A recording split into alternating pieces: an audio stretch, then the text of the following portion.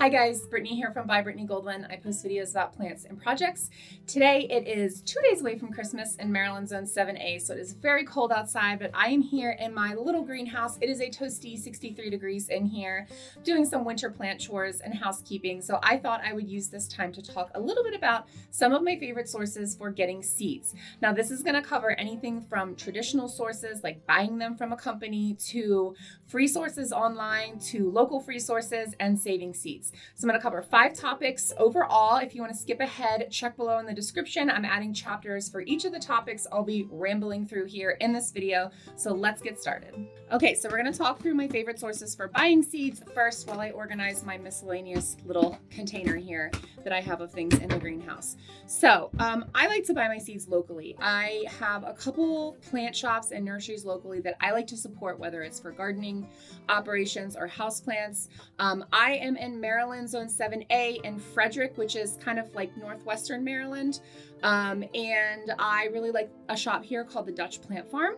And they carry one of my favorite types of seeds, the Southern Exposure Seed Exchange. They often have a display of their seeds in their shop in the late winter, early spring that you can shop. I love Southern Exposure Seed Exchange because they offer heirloom and open pollinated varieties of seeds, which I like to grow. I like to grow the majority of my plants as heirloom and open pollinated seeds. So if you're unfamiliar with those terms, an heirloom seed is a variety of plant that's been passed down through generations. And an open pollinated seed is something that you don't need to manually pollinate. So that's the simplest terms, like insects can pollinate things for you. So heirloom varieties are really good for your native wildlife and your climate, and open pollinated varieties are really great because you really don't have to do much for them, and you can save the seeds from those plants for next year. Now this is in comparison to hybrid plant varieties and hybrid seeds, which aren't always as easy to save seeds from. You are not necessarily going to get the same plant with the same characteristics when you save a seed from a hybrid plant. So I like to focus on purchasing seeds from places that have heirloom and open pollinated varieties. The Southern Exposure Seed Exchange has, I think I checked this morning, over 800 varieties of plants, so you are sure to find all of the things that you will probably want to grow in your garden. They have all sorts of things, and they emphasize varieties that perform well in the mid-Atlantic and the southeast of the United States. So I'm where I am in considered mid-Atlantic. I don't consider Maryland to be the northeast or the south. I will not be hearing any arguments about that. We are firmly mid-Atlantic. And so obviously I like shopping there because we are in the region. However, they have varieties of plants that people grow all around the country. So don't let that stop you from checking out what they have to offer. The Southern Exposure Seed Exchange is also a worker-run co-op, which is something that's very important to me to support. If I can support a business that supports its employees and has sustainable and ethical business practices, if I can afford to do that, then that's what I'm going to be doing. I also asked my cousin Jimmy about this. If you guys have watched any of my videos, that you know that my cousin Jimmy is like my Google search for things. So I asked him before I filmed this video, what are some of the sources that you like to purchase your seeds from, so I can share those. And he said that he likes to order his seeds from, hold on, I wrote it down here so I wouldn't forget. They're brands I recognize, but I've never ordered specifically from these. Johnny's Select Seeds, which is also 100% employee owned, and Fedco Seeds, which is a Maine-based worker consumer owned co-op. So again, businesses that have those similar practices, similar ethics to mine. I like to support businesses that I know are treating their people right and whose visions of how they want the world to look and how they want to treat people align as closely with mine as possible. So I would encourage you to look into seed co-ops and employee-owned businesses to support as well if you're purchasing your seed new. So the second source of seeds I want to highlight is not necessarily something that generally supports equitable and sustainable practices, which again is something that I really like to do when I can afford it. But the problem is that a lot of times it can be expensive to support those businesses, and it is not always in the budget for people. So I always see discussions about dollar store seeds and if they are worth it, if they germinate. So I did want to touch on that really quickly because I know it's something that a lot of people ask about in different plant groups and whatnot. I have grown dollar store seeds with great success. My mom has grown dollar store seeds with great success. My grandmother grows dollar store zinnias all the time. There's nothing wrong with the seeds there in terms of how they will germinate and grow. We have had great success with them. So I would say that if you are very new to gardening and you're really not sure where to start, or you're very limited on funds, and one of the options that I will discuss here later in the video won't work for you, then check out your local dollar store. Especially at the end of the season, you can get the dollar store seeds for super duper cheap. And generally seeds are going to save for more than 1 year. They'll stay stable for more than 1 year. So if you get seeds in the fall from a closeout sale, you can plant them the following spring. So you're not going to find me knocking dollar store seeds around here. People are going to do what works best for them, and that is totally fine. I would much rather see someone get their feet wet with dollar store seeds and not invest a ton of money in seeds that they're not confident working with. And then when they know exactly what they want to be growing, then look into some more of those higher quality companies, in my opinion at least, who have some of those open pollinated and heirloom varieties that then they can continue growing year after year. Okay, the third source for seeds I want to cover is also a very low cost option that if you do not want to get the dollar store seeds for various reasons, you can check out freeheirloomseeds.org. I will put that below. I will also say it again, freeheirloomseeds.org. Yes, they are free. It is a very, very cool website that is completely run on donations and I believe volunteers too. And what you do is you go on their website, which, just a heads up, looks like it was built on GeoCities in like 1995, which in my opinion is how you know you're probably getting some good seeds, right? They're not web designers, they're growers. So you pick out 15 varieties of seeds and then they will come in a little envelope just like this. So this one right here is white Russian kale. And then I also got some shelling beans and I got some sugar snap peas. And you pick out 15 varieties and you can put in backups if they don't have what you want, or they might just send you 2 of something you ask for. And you PayPal them $10 to cover shipping and packaging, and then they send you all of the seeds. So while it's technically free for the seeds, they do want you to pay for shipping, though they don't want that to be an obstacle. So if you cannot afford the shipping, or if you are using the seeds for some sort of like growing or demonstration or educational purpose, you do not have to pay for shipping. They have lots of donations, but when you get your free seeds and don't pay for shipping, they do have a loss for that. So obviously I PayPal'd them the $10 and picked out 15 varieties of plants that I am looking forward to trying to grow. Now, they also have heirloom and open pollinated varieties as well, which is very cool because they are focused on growing things that you can save yourself and then either donate back or pass along to someone else.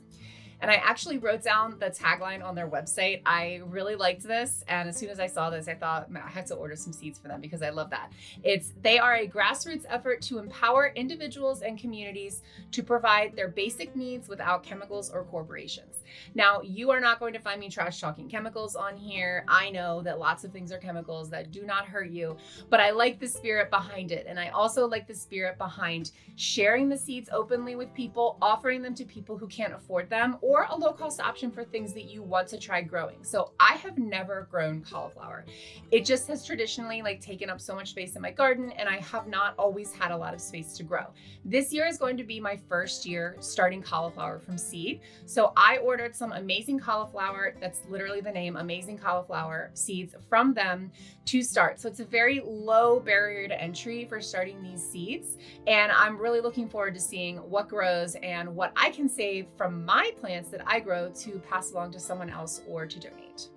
The fourth topic I will talk through is seed libraries and local seed swaps. So I live in Maryland, in Frederick County, and it has a pretty active plant scene in the area. So if you are local to the area, definitely check it out. If you are not, which most of you are probably not, jump on Facebook. If you don't like Facebook, just make a burner account. I use an account for groups and marketplace and all sorts of things like that. Facebook sucks, but it is really good for things like groups, for buying things, for trading things. So there is a local plant group here, and they have monthly plant swaps. And traditionally, they have focused on houseplant type things, so houseplant cuttings, houseplant supplies. But they have been shifting more and more toward gardening and seed sharing as well, which I have really been pushing myself, bringing lots of gardening stuff. At the latest plant swap I went to, I actually got these fabric grow containers. I got 7 of them for totally free. Someone brought a package that they had opened and used one and brought the rest of them completely unused and still folded up in the packaging to the swap. I brought a bunch of houseplant supplies and seeds and just miscellaneous things. It's a great way to clean out like your plant cabinet or shed or greenhouse or whatever. And then I came home with those, and I came home with a couple houseplant cuttings and then a couple different seeds. I think I got a different type of sunflower seed than I've grown before, and I got a couple, I think, sugar snap peas too. But there's different stuff every month, and it's really cool. And since it is hosted through a Facebook group, you can post in advance what you're bringing and what you're looking for. So you may even be able to link up with someone and trade before that monthly swap date, or if you can't make it.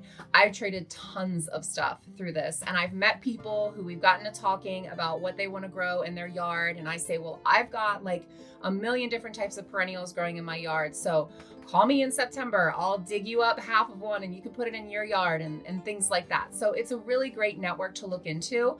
Our local library does not have a seed library, but I know a lot of libraries do have one. It's a very cool resource where you can go and swap seeds, or you can pick seeds up for free. So just Google or search online wherever you live, and free seeds or seed swap or gardening supply swap or plant swap. Any of those words should help you find if there are resources local to you where you can share your things and your knowledge with other people and get something in return. And often you don't even have to share something. Like plant people are more than willing to give away things for free to other people who are interested in getting into gardening.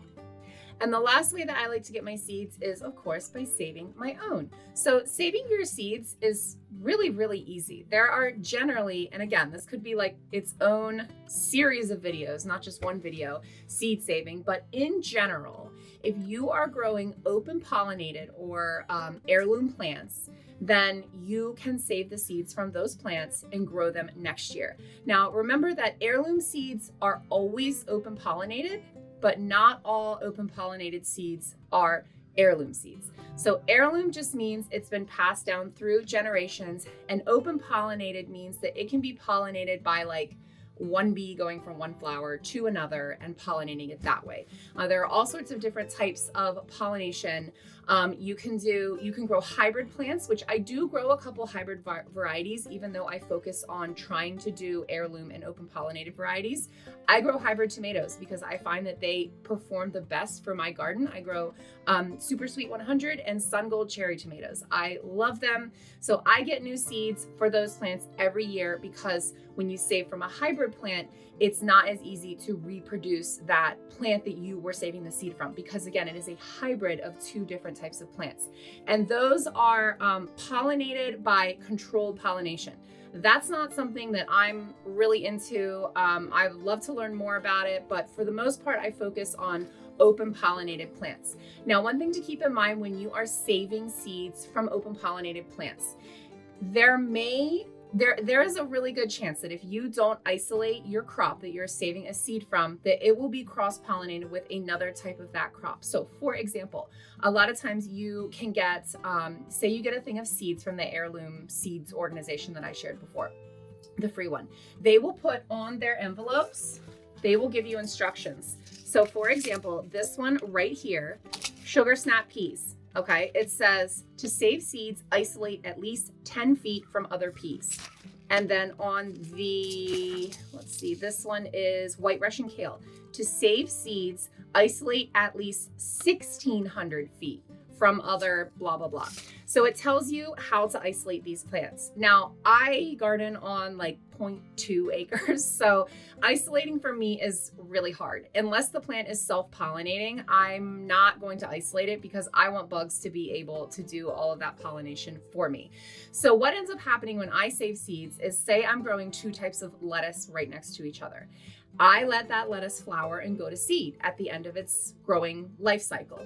It is definitely possible, in fact, highly probable, that while those plants were pollinating, it cross-pollinated. So a bug took something from one plant to another plant, and the seeds may have slightly different characteristics than what I was growing. So again, this is a very complicated topic, and that's like the dumbest dumbed down version, because quite frankly, my knowledge of that kind of stuff is still very dumbest dumbed down. But I know enough to save seeds and to grow them successfully next year. This is a topic I really want to dive into more because I'm really, really interested in the whole like saving heirloom varieties over generations and passing along seeds to people. But I'm also really excited about the opportunity to save seeds from something that's growing well in your yard. So there's nothing stopping you from letting 2 plants cross-pollinate. So say, for example, you're growing like 2 types of kale next to each other. If you wanted to save that pure heirloom seed from 2 heirloom varieties, you would have to isolate them. But if you don't and you let them cross-pollinate, then there is an argument that whatever results from that is something that is from 2 really happy, healthy plants that grow well in your climate and your conditions. So if you save that seed and grow it again next year, you could be really like developing your own types of crops that grow well in your climate. So this, again, something that like I could talk about for hours. It's really exciting to me, and I'll probably do more videos on it as I dive deeper into educational content on that topic and learn myself what to do and what not to do. But just know that seed saving does not have to be extremely overwhelming and confusing if you're saving seeds from open pollinated varieties of plants. Before we wrap up, I want to walk through how I store my seeds, because once you start to really get into seed saving, you will find yourself overwhelmed. And if you're anything like me, you will say, I'll remember what's in that envelope, and you definitely will not. If you write something on it, you will spill the seeds. You will forget what they are. They will end up in the bottom of your drawer. So I ended up investing in a seed organizer here. It looks like a little briefcase. It literally is a little briefcase.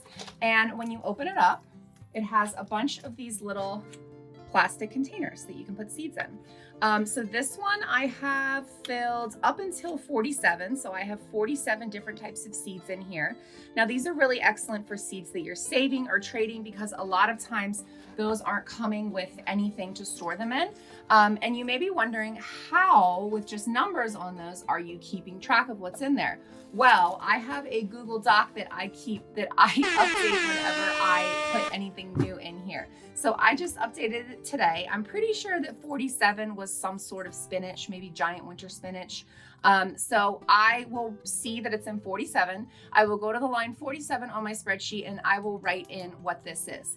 Now that's also really handy, because when I use up all of something, I don't have to redo the label on top. I can just go in the spreadsheet and write whatever I'm putting in there.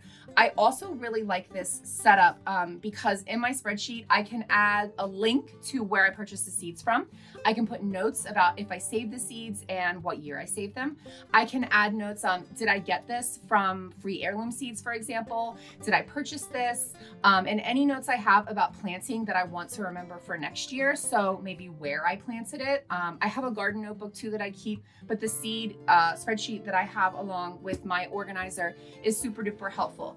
And then you can also see I'm not a super seed purist. I'm gonna take pretty much anything that anyone gives me. When I ordered my spinner base for my new green stalk, they send a bunch of seeds too, and I obviously trust the quality of their seeds because they're awesome.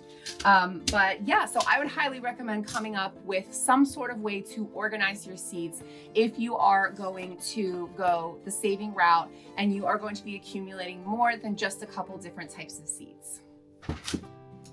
And that about wraps up what I have to say about where I like to get my seeds. I said I was going to multitask and organize and do chores in the greenhouse, but I ended up not doing any multitasking really whatsoever. So I am going to jump back to that.